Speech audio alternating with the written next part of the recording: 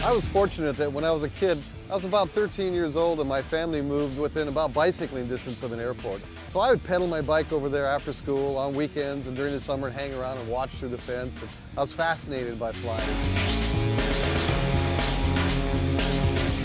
By the time I was 14, I soloed in a glider, which was a really neat experience. I clearly remember thinking to myself, I can't believe these guys are letting me fly an airplane by myself. I'm not even old enough to drive a car. Of course, I went out and tried to do my first loop by myself without any formal training. The airplane got on its back. I didn't carry enough speed over the top. It sort of fell upside down for the longest time. It felt like a lifetime falling towards the earth upside down. Finally, the nose came around. I had all kinds of airspeed. Certainly took the airplane right to its maximum speed. Pulled out at the bottom and thought, I got to get somebody to show me how to do this. Eventually, I got into powered aircraft aerobatics, which led me to joining the IAC, which is International Aerobatics Club, which is a very structured organization. They start you at the very beginning, the basic levels, and you work your way up through advanced and unlimited competition. At that time, I spent every penny I had. I got a little pit special, a little single-seat aerobatic biplane, and I started competing in that. That just changed my whole world. I just lived to do aerobatic competition. So during my competition with the pits, I was doing a lot of practicing out over the desert in the aerobatic box, and I got a couple of phone calls asking me if I'd fly in little air shows. I had never thought about doing any air show flying, and the concept of actually getting paid to fly in an air show instead of having to pay to be in a contest was pretty novel to me. So I went out and did the first air show, and I loved it. It was the neatest experience, and they actually paid me. Not a lot of money, but they paid me, covered my fuel and some other costs. By the time I'd done 2 or 3 air shows, the phone rang one day and a guy said, "You don't know me, but I've been hearing about you." And he says, "How do I get my name on your airplane?" And I literally thought it was somebody playing a trick on me, because that doesn't happen. You don't have sponsors call you. It was just a fluke. It was the greatest thing that could ever happen. And all of a sudden, the next thing I know, I woke up one day and I'm a full-time air show pilot.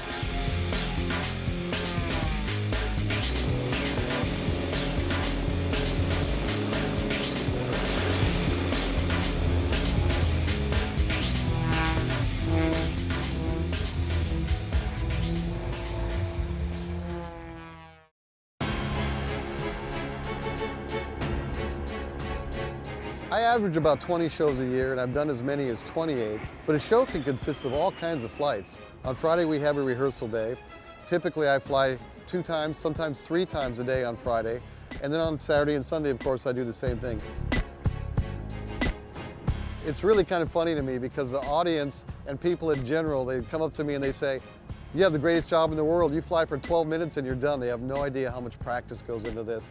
Every time I introduce a new figure into my routine, I take it up very, very high and I practice it over and over and over. If you can't do it exactly the same 1,000 times in a row, it doesn't come down close to the ground. It doesn't come in the air show environment. So in addition to modifying the routine, learning new maneuvers, you're always practicing your routine. It's a very precise business. We want to repeat every maneuver the same time and time again, and that's where we try to keep it as safe as possible. My crew is critically important to me. These guys, I trust them with my life, basically. They're fueling the airplane, they're putting smoke oil in the airplane, they're cleaning the airplane, and the cleaning process is important because they're looking for things. They're gonna come find me if they find a crack or a chip or something that doesn't look right. I do all my own maintenance, but I can't be with the plane all the time. I have a lot of requirements at the air show, and I can't always be there. So these guys are my eyes. And it's really, really critical you have guys you can trust. In addition to taking care of the plane, they drive our display. We have a 50-foot Freightliner Hallmark, big giant motor coach that goes to all the shows. They bring the display, they help set up the display, they take care of the plane. These guys are critical. We're a big family. We eat dinner together, we hang out together, we do all the activities together.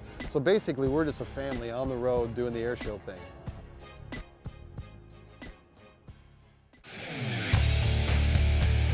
The airplane is called the Geico Extra 300. Obviously, it's called the Geico plane for a reason, but it's built in Germany by a gentleman named Walter Extra. These airplanes have been around since the 90s, and they are really the premier aerobatic airplane, in my opinion, in existence today.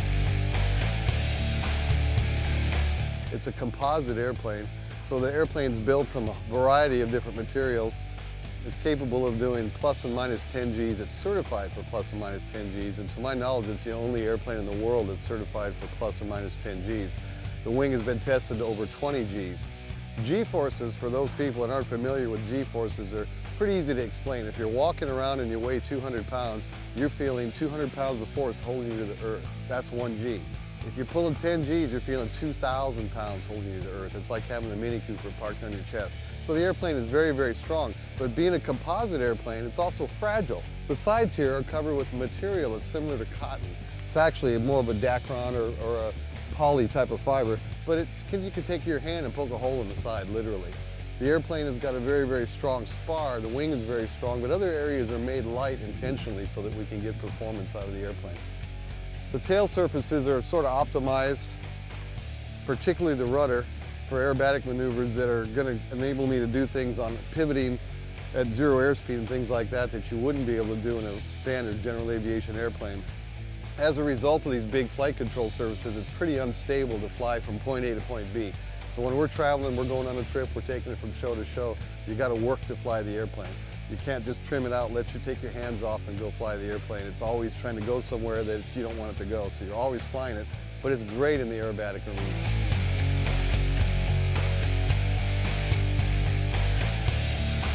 The airplane was really great the way it came from the factory, but of course we always have to tinker and change.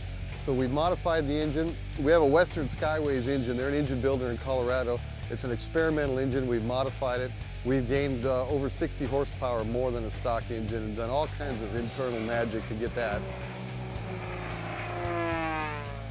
It's a very good performing propeller. This is a composite blade design also. It's also experimental, but it's actually hollow. But they make this with a very advanced process with using presses and heat and layups. So this particular propeller really works good. It digs me out of the hole. So in other words, I'll get the airplane at 0 airspeed and I can fly off with no airspeed without losing a bunch of altitude because this thing digs out of the hole much better with the blade design and the wide chord. Very, very good propeller. We're always looking for that horsepower advantage. We're always pushing the envelope, flying everything hard. And the equipment is meticulously maintained. So we are rebuilding our engine every couple of years. We're constantly getting in here and taking it apart and looking at the thing. I do mostly all my own maintenance. I don't actually rebuild the engine, but I'll tear it off and take the engine to the engine builder. Every year at the end of the year, we spend about 2 months just taking the airplane apart and getting it ready for the next show.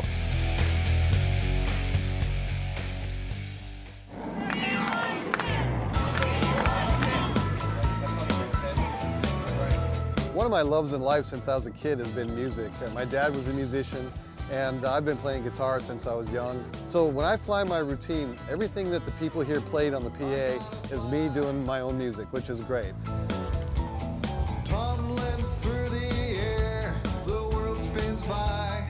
I have a whole different approach to flying air shows. What I like to do is put on a show for the people. I concern myself with cadence and the timing and the flow and the energy. And I want people to watch from the beginning to the end. As opposed to some acts that will have the announcer tell everybody what they're doing. This is a hammerhead, this is a loop, this is an avalanche. I'm not really trying to educate the public on what my flying is. I'm just trying to captivate or spellbind the public. So I want them to get sucked into my music and my flying, start to finish. I don't want anybody to take a break and go get a hot dog during my show. And I've had a great deal of success with it. I'm pretty lucky to be able to combine my 2 loves, music and flying, into my one passion, which is air shows.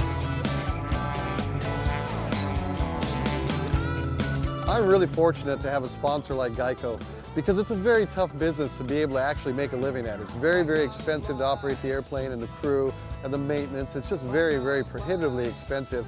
And there's about 350 guys in the United States that have the license and have the equipment to do air shows.